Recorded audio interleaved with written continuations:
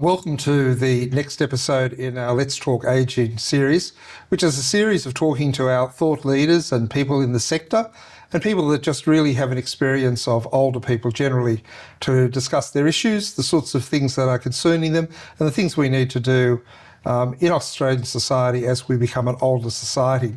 And today it's a great joy to be joined by Mary Ann, who's the CEO of the Federation of Ethnic Community Councils of Australia. So very much welcome to you and thanks for joining us. Thank you, Robert, and thank you for having me in this series. So Mary Ann, you've come from a very diverse background in terms of cultures and now you're working in the thick of this area. So how do you see ageing generally? How do you see yourself ageing and becoming older?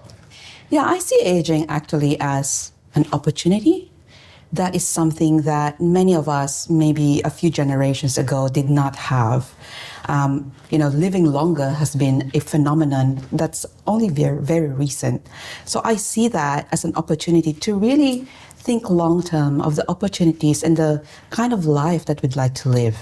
So I see myself aging in a way that I will be with community, I will be connected with people that I love. I would like to continue to be able to,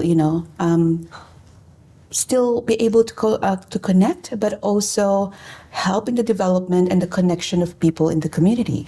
In your own culture, in your own background, is that sense of community as strong as it used to be, or do you fear that it might be dissipating?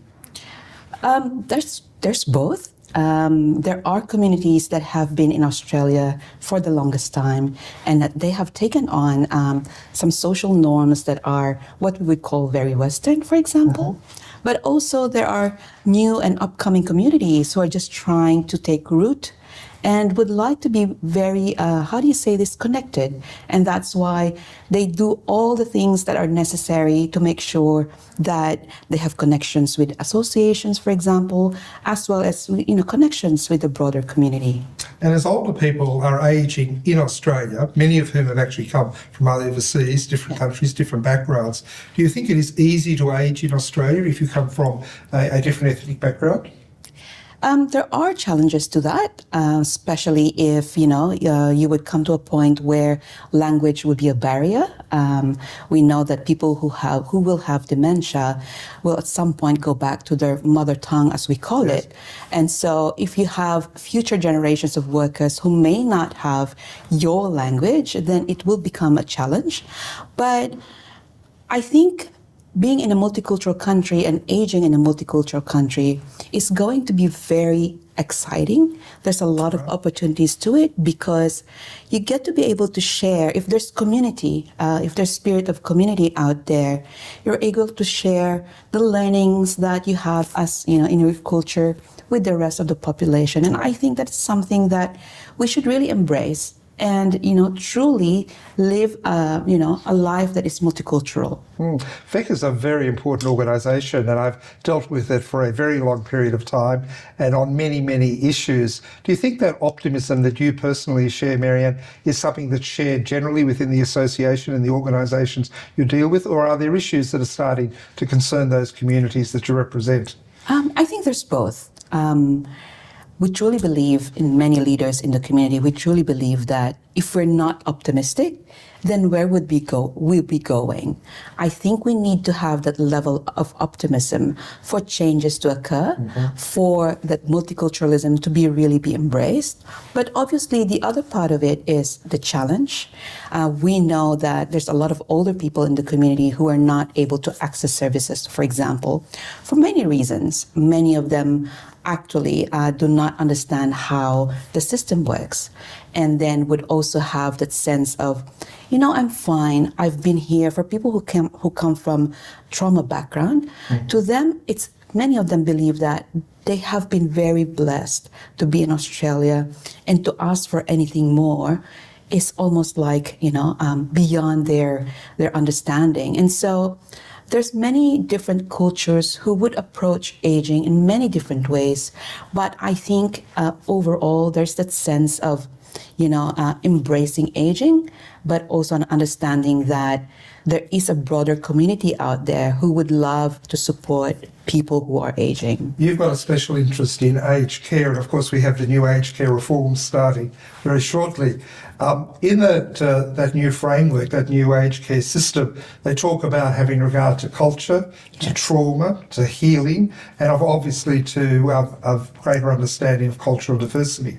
Are you confident that the service systems, the providers, are really up to the task of doing that? I think it varies across the spectrum, especially, there are many providers out there who have just started to understand how it is to be operating in a very multicultural country. And I think there are already interventions out there that should help them keep pace with that, reality on the ground, because we can't say we don't want to work with people from multicultural backgrounds. Sure. Because if you look at the statistics, it's already a third of the population of older persons who are coming from this background. And so in the future, there will be more of them. So it will make business sense to have an understanding of the cultural differences, but also an understanding on how to deliver service as though it's your usual business service, like usual business. But there are also organizations out there who are kind of left behind, because obviously there's a lot of requirement in terms of the regulations. Sure. And if you're a small operator, it will really impact on your operations. And so there needs to be a lot of support for those small multicultural and ethno-specific organizations to thrive, to be sustainable, and be able to take care of the older persons in their community. And is there sufficient advocacy for older people as they enter the aged care system, whether it's residential or supports at home? Are they generally well supported to be able to work within and through those systems? I would say we need more. We need to do more in that aspect. FECCA, when I started FECCA in 2019, I developed a design for the Encompass program, which is an aged care navigation system. And it really provided us with a lot of insight in a sense that we understand that people who are needing language support will most often fall through the cracks because, of all the barriers and the challenges that they have to overcome. And so we made recommendations to the government that this is a very essential aspect of the aged care sector, that there is someone who is culturally competent to help people navigate the system. We all know, Robert, that, if you look at the statistics, most older persons from multicultural backgrounds actually do not enter residential aged care facilities. Correct. There's a lot of preference for people to stay at home. And that's why our advocacy is really to strengthen the initiatives, interventions, and programs at that level, because there is a lot of opportunity for community members, community leaders to also be a part of that broader system of support. If I can just say one last specific point about financial abuse of older people.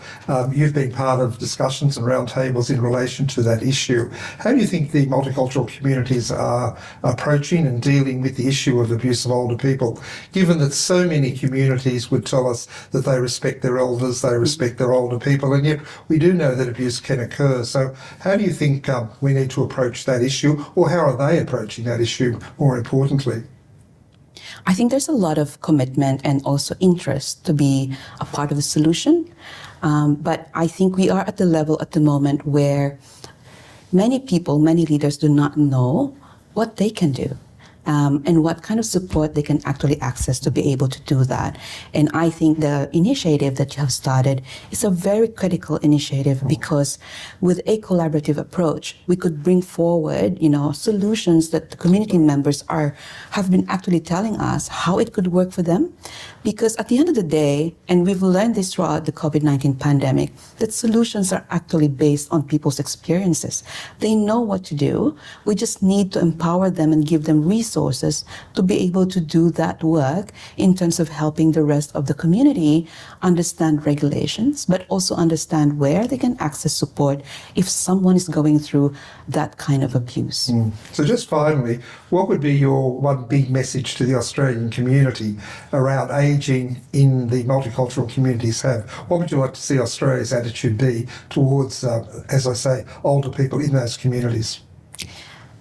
Number one, I think we need to embrace longevity. And I have been talking about this to a lot of people because it's a reality. All of us are going to really age, longer, live longer. And I also want to highlight that women will also live longer. And I always say this, women are the face of the older population. There will be more of women in the older age population. And that's why it's really important for women to understand that future of maybe potentially being alone.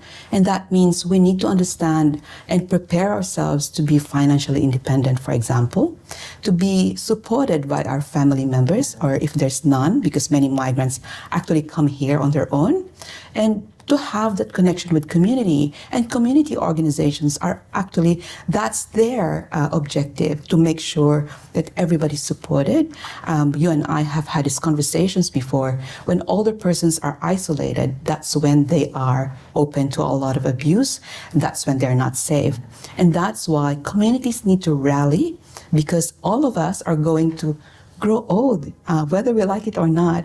But again, I go back to that very positive message of it's an opportunity, it's a blessing to actually age up to 90, 100, because you can look at a future where you can do many things. You can, engage your community, you can engage, other ways of, learning, for example, so that you can be more connected, not only to your own community, but to the whole of Australia. Well, Marianne, I love your optimism, and I hope you age very well. And for all of those that have been listening, I hope you found this informative, and we look forward to joining you in the next episode of Let's Talk Aging. And as I always say, age well.